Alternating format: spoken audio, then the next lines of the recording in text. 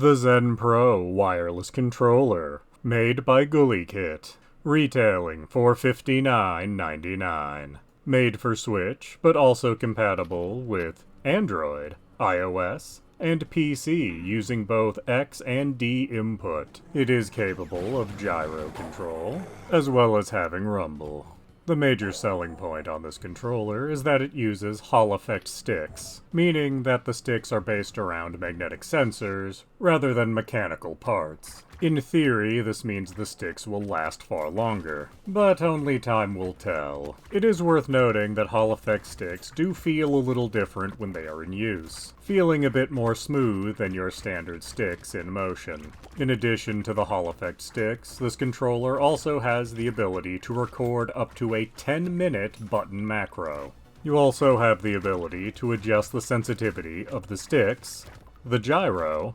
and the trigger buttons, meaning there is a certain level of customization that you can do. However, all of the adjustments are made with various button combinations on the controller. And when adjusting the sensitivity of things, I would prefer to have some kind of software you could use for this adjustment. However, I do see the convenience of being able to do it on the fly with these button combinations.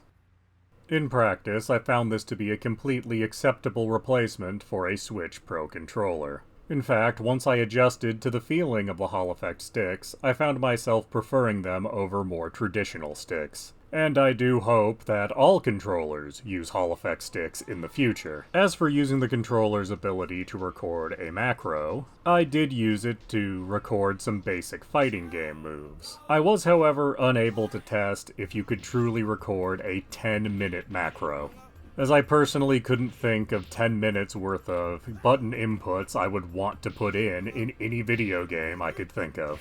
However, I suppose if you got the timing just right for certain RPGs, this feature could be useful to skip 10 minutes of battles at a time if you're grinding, but that strikes me as a rather specific use case. One issue I had with the controller virtually the entire time I was using it has to do with the button placements. Specifically the placement of the plus and minus buttons. As you can see, they are located higher up on the controller than most controllers. So when trying to pause games, I frequently found myself hitting the menu button instead, and that was a bit frustrating, although I do concede that with time I would adjust to where their placement was. But as my standard go-to controller is this 8-bidoo controller, and when comparing the two you can see why my muscle memory was making me do this. Another and very minor annoyance I had was that I at first thought the buttons were completely unmarked. It turns out they are marked, although just barely. And as I said, this is a very minor thing,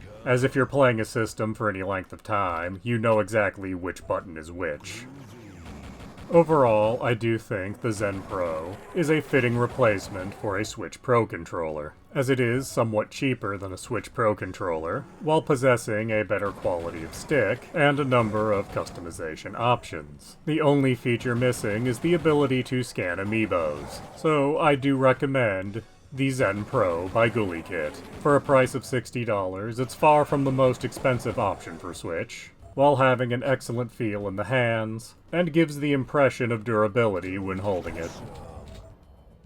Please do subscribe, comment, like, and tell your friends.